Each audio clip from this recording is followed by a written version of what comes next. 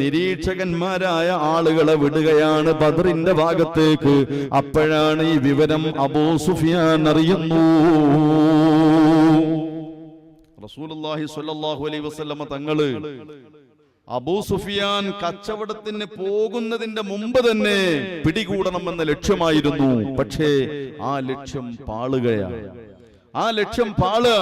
അബൂ സുഫിയാൻ കച്ചവടത്തിന് പുറപ്പെട്ടു. ഇനി തിരിച്ചു വരുമ്പോൾ വലിയ ലാഭവുമായി വരുന്നു. ആ ലാഭം മുഴുവനും മദീനയ്ക്കെതിരെ ചെലവഴിക്കുന്നു. റസൂലുള്ളാഹിനെ വധിക്കാൻ പ്ലാനിടുന്നു. ആരുടെ സമ്പത്ത് കൊണ്ടാണ് നമ്മെ തിരിച്ചടിക്കുന്നത്? നമ്മുടെ സമ്പത്ത് കൊണ്ട് തന്നെ നമ്മെ തിരിച്ചടിക്കുകയാണ്. ആ ലക്ഷ്യത്തിലാണ് അബൂ സുഫിയാൻ വരുന്നത്. ആ സമയത്ത് അവരെ കാത്തിരിക്കുന്നു. അഫ്റഹ് എന്ന് പറയുന്ന സ്ഥലത്ത് അവരെ നിരീക്ഷക സംഘത്തെ റസൂലുള്ളാഹി അയക്കുന്നു. രണ്ടുപേരിങ്ങനെ നിരീക്ഷണവുമായി വന്നു. ബദറിന്റെ പരിസരത്ത് ഇങ്ങനെ തമ്പടിച്ചിരുന്നു. അപ്പോഴാണ് രണ്ട് പെണ്ണുങ്ങൾ ഇരുന്ന് ഇങ്ങനെ തർക്കിക്കുന്നുണ്ട്. എന്താണ് അവരുടെ തർക്കങ്ങൾ? ഒരാൾക്ക് മറ്റാൾക്ക് ക്യാഷ് കൊടുക്കാനുണ്ട്, അത് കൊടുക്കാത്തതിലുള്ള പ്രശ്നങ്ങളാണ് അവർ പറഞ്ഞുകൊണ്ടിരിക്കുന്നത്. ക്യാഷ് കൊടുക്കാനുള്ള ആള് പറയുന്നുണ്ട്, അടുത്ത് തന്നെ മക്കയിലേക്ക് തിരിച്ചു പോകുന്ന ഒരു കച്ചവട സംഘം ഇവിടെ വരാനുണ്ട്, അവർക്ക് ചില ഖിദ്മകൾ എടുത്തു കൊടുത്താൽ അവർ നമുക്ക് കാശ് തരും, ആ കാശ് കിട്ടിയാൽ നിന്റെ കടം വേടിക്കൊള്ളാം. ഇതാണ് ആ പെണ്ണ് പറയുന്നത്. ഇതാണ് സ്വഹാബത്ത് രണ്ടുപേരും കേൾക്കുന്നത്. ഉടനെ തന്നെ മുഹമ്മദ് റസൂലുള്ളാഹിന്റെ സമീപത്തേക്ക് ഈ രണ്ട് സ്വഹാബികളും പോയിട്ട് ഏതാനും ദിവസത്തിനുള്ളിൽ അബൂ സുഫിയാനും സംഘവും ബദറിലെത്തും നബിയേ. രണ്ട് പെണ്ണുങ്ങൾ വർത്തമാനം പറയുന്നത് ഞങ്ങൾ കേട്ടിട്ടുണ്ട്. പക്ഷേ അപ്പോഴേക്ക് അബൂ സുഫിയാനും സംഘവും ബദറിലെത്തിയിട്ടുണ്ട്. അബൂ സുഫിയാൻ അവിടെയുള്ള ആളുകളോട് ചോദിച്ചു, വല്ല ആരെങ്കിലും ഇവിടെ ഞങ്ങളുടെ രഹസ്യം ചോർത്താൻ, ഞങ്ങളുടെ രഹസ്യം എടുക്കാൻ വന്നിരുന്നോ? അവര് പറഞ്ഞു, രണ്ട് ചെറുപ്പക്കാർ ഇവിടെ വന്നിട്ട് വെള്ളം കോരിയെടുത്ത് കുടിച്ചു പോയിട്ടുണ്ട്. അവരെങ്ങനെയാണ് വന്നതെന്ന് ചോദിച്ചു. അവർ ഒട്ടകപ്പുറത്താണ് വന്നതെന്ന് പറഞ്ഞു. ആ ഒട്ടകം കാട്ടിച്ച ഭാഗം ചെന്ന് നോക്കിയിട്ട് ഒട്ടകത്തിന്റെ കാട്ടം പൊട്ടിച്ചു നോക്കിയിട്ട് അബൂ സുഫിയാൻ പറഞ്ഞു, ഇത് മദീനക്കാരുടെ ഒട്ടകമാണല്ലോ. അത്രയും തന്ത്രമുള്ള ആളാണ് അബൂ സുഫിയാൻ. ഒട്ടകത്തിന്റെ കാട്ടം പൊട്ടിച്ചിട്ട് നോക്കുകയാണ്. ഈ കാട്ടം കാട്ടിക്കണമെങ്കിൽ ഈ ഒട്ടകം തിന്നുന്ന പുല്ല് ഇത് മദീനയിൽ മാത്രം ലഭിക്കുന്ന പുല്ലാണ്. അതുകൊണ്ട് മദീനക്കാരായ ആളുകളാണ് ഇവിടെ വന്നിട്ടുള്ളതെന്ന് മനസ്സിലാക്കിയിട്ട് അബൂ സുഫിയാനും സംഘവും റൂട്ട് മാറ്റിവിടുന്നു. അവർ റൂട്ട് മാറ്റി പോവാൻ.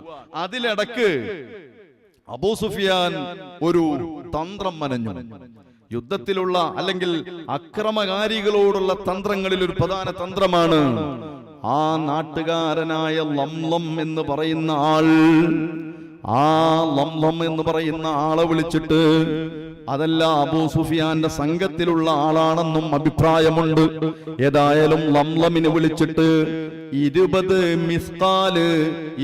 മിസ്കാല് സ്വർണം കൊടുത്തിട്ട് പറഞ്ഞു, നീ എത്രയും പെട്ടെന്ന് മക്കയിലെത്തണം, നിന്റെ ഒട്ടകക്കട്ടില് തിരിച്ചിടണം, നിന്റെ ഷർട്ട് നിന്റെ വേഷമൊന്ന് കീറണം, ഫ്രണ്ടും ബാക്കും കീറണം, ഈ ഒട്ടകത്തിന്റെ മൂക്കുകയറ് പൊട്ടിക്കണം, ഒട്ടകത്തിന് പരിക്കേൽപ്പിക്കണോ, എന്നിട്ട് നീ മക്കക്കാരോട് ചെന്ന് പറയണം അബൂ സുഫിയാനെയും സംഘത്തെയും കച്ചവട സംഘത്തെ മുഹമ്മദും അനുയായികളും ആക്രമിച്ചിട്ടുണ്ട്, ഇത് പറയണമെന്ന് പറഞ്ഞു. അദ്ദേഹം വേഗം പോവുകയാണ്. കാരണം ഇതൊരു തന്ത്രമാണ്. അബൂ സുഫിയാനും സംഘവും അവരാക്രമിക്കപ്പെട്ടിട്ടുണ്ട്, സമ്പത്ത് കൊള്ളയടിച്ചിട്ടുണ്ടെന്ന് പറയുമ്പോ മക്കക്കാര് അതിനു വേണ്ടി തയ്യാറെടുക്കണോ? അബൂ സുഫിയാൻ മക്കയിലെത്തുന്നതിന്റെ ഇടയ്ക്ക് മുഹമ്മദും അനുയായികളും ഏറ്റുമുട്ടേണ്ടി വന്നാൽ മക്കക്കാരുടെ സഹായം ലഭിക്കണോ? ഈ ആഗ്രഹത്തിന് വേണ്ടിയാണ് ഇയാളെ നേരത്തെ പറഞ്ഞു വിടുന്നത്. പക്ഷേ ലംലം മക്കയിലെത്തുന്നതിന്റെ 3 ദിവസം മുമ്പ് മഹദിയായ ആത്തിക്ക ബീവി റസൂലുള്ളാഹിന്റെ അമ്മായിയാണ്. ഇസ്ലാം സ്വീകരിച്ചു എന്നും ഇല്ല എന്നും അഭിപ്രായമുണ്ട്. പ്രബലമായ അഭിപ്രായം ആത്തിക്ക ബീവി ഇസ്ലാം സ്വീകരിച്ചിട്ടുണ്ട് എന്നാണ്. ആ ആത്തിക്ക ബീവി ഒരു സ്വപ്നം കാണാൻ. എന്താണ് സ്വപ്നം? വലിയൊരു സ്വപ്നമാണത്. അഥവാ മഹദിയായ ആത്തിക്ക ബീവി കിടന്നുറങ്ങുമ്പോ സ്വപ്നത്തിൽ കാണുന്നത് ഒരു കുതിരപ്പുറത്തൊരാള് വന്നിട്ട് ഉറക്കെ വിളിച്ചു പറയുന്നുണ്ട്, ഓ കറാറ് ലംഘിച്ച കൂട്ടരെ, നിങ്ങൾ കൊല ചെയ്യപ്പെടാൻ പോകുന്നു. നിങ്ങൾക്ക് നിശ്ചയിച്ച സ്ഥലത്തേക്ക് 3 ദിവസത്തിനുള്ളിൽ പുറപ്പെട്ടുകൊള്ളൂ. ഇങ്ങനെ ഒരാള് വിളിച്ചു പറയുന്നതാണ് ആത്തിക്ക ബീവി കാണുന്നത്. മാത്രമല്ല ആത്തിക്ക ബീവി പറയുകയാണ്, അയാള് കുതിരപ്പുറത്ത് വന്ന് ഈ കാര്യം അങ്ങ് വിളിച്ചു പറഞ്ഞിട്ട് നേരെ കഅബാലയത്തിന്റെ മുകളിൽ കയറിയിട്ടും ഇതേ കാര്യം ആവർത്തിച്ചു പറയുകയാണ്. അത് കഴിഞ്ഞിട്ട് മക്കയിലെ ഏറ്റവും വലിയ പർവ്വതങ്ങളിൽ ഒന്നായ ജബൽ അബീ ഖുബൈസിന്റെ മുകളിൽ നിന്നുകൊണ്ട് അയാൾ ഇതേ കാര്യം വിളിച്ചു പറയുന്നുണ്ട്. കറാറ് ലംഘിച്ച സമൂഹമേ, എന്താ കറാറ്? 10ഓളം കരാർ എഴുതിയിട്ട് ഒപ്പിട്ടിട്ടുണ്ട് മുഹമ്മദ് റസൂലുള്ളാഹി തങ്ങൾ. അതുപോലെ ഖുറൈശികള്. അതിലെ പ്രധാനപ്പെട്ട ഒന്നാണ്, മക്കയിൽ നിന്ന് ആരെങ്കിലും മുസ്ലിമായി മദീനയിലേക്ക് വന്നാൽ അവരെ മദീനയിൽ നിന്ന് മക്കയിലേക്ക് തന്നെ തിരിച്ചയക്കണമെന്ന്. അതുപോലെ മദീനയിൽ നിന്ന് ആരെങ്കിലും മക്കയിലേക്ക് എത്തിപ്പെട്ടാൽ ആ മക്കയിൽ നിന്ന് അവരെ മദീനയിലേക്ക് തിരിച്ചയക്കുകയില്ലെന്നോ. പ്രത്യക്ഷത്തിൽ മുസ്ലിങ്ങൾക്കെതിരായ ഒരു കരാറാണിത്. പക്ഷേ മുഹമ്മദ് റസൂലുള്ളാഹി ഒപ്പിട്ട് കൊടുക്കുകയാണ്. അതുപോലെ 10 കൊല്ലത്തിന് പരസ്പരം സംഘട്ടനമില്ല. 10 കൊല്ലത്തിന് പരസ്പരം യുദ്ധം ചെയ്യാൻ പാടില്ല, വാളെടുക്കാൻ പാടില്ല. അതുപോലെ പരസ്പരം കച്ചവടം ചെയ്യാനുള്ള മാനസികമായ ഒരടുപ്പം, കച്ചവടം ചെയ്യാനുള്ള സാഹചര്യം, അങ്ങോട്ടും ഇങ്ങോട്ടും കച്ചവടം ചെയ്യാം, അങ്ങോട്ടും ഇങ്ങോട്ടും വ്യാപാരം നടത്താം, അതുകൊണ്ട് തടസ്സമില്ല. ഇനിയോ ഇങ്ങനെ കരാറുകൾ 10ഓളം കരാറുകൾ എഴുതിയിട്ട് ആ കരാറ് ഖുറൈശികൾ വഞ്ചിച്ചു, ലംഘിച്ചു.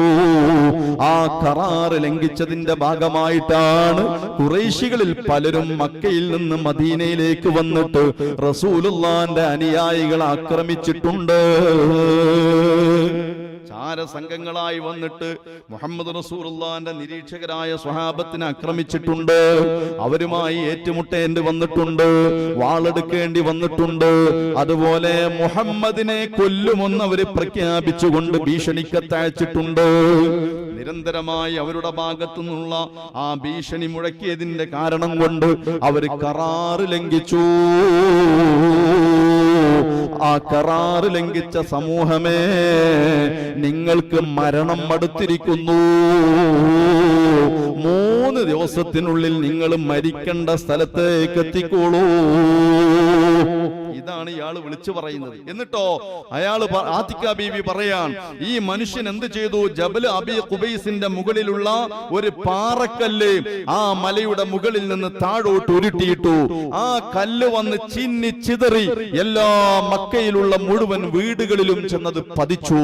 ഈ ഒരു അത്ഭുതകരമായ സ്വപ്നം ഞാൻ കണ്ടു എന്ന് ആരോടാ ആദ്യമായി പറയുന്നത്? ആത്തിക്ക ബീവിയുടെ ആങ്ങളയായ മുഹമ്മദ് റസൂലുള്ളാഹിന്റെ എളാപ്പയായ അബ്ബാസിനോടാ പറയുന്നത്. അബ്ബാസ് അന്ന് ഇസ്ലാം സ്വീകരിച്ചിട്ടില്ല.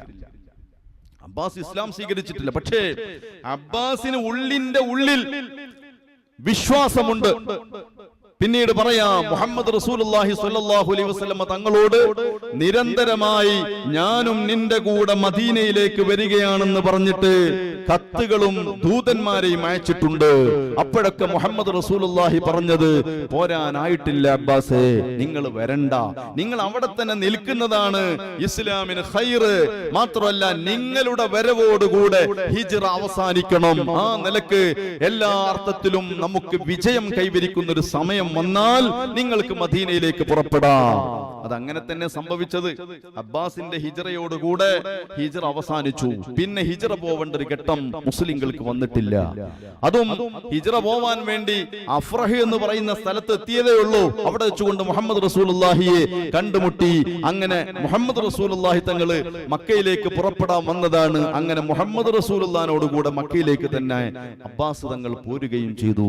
ഏതായാലും ആ അബ്ബാസിന് ഉള്ളിന്റെ ഉള്ളിൽ അള്ളാഹുവിന്റെ റസൂലിനോട് വിശ്വാസം ഉണ്ടായിരുന്നു, അള്ളാഹുവിന്റെ റസൂലിനോട് തൃപ്തി ഉണ്ടായിരുന്നു.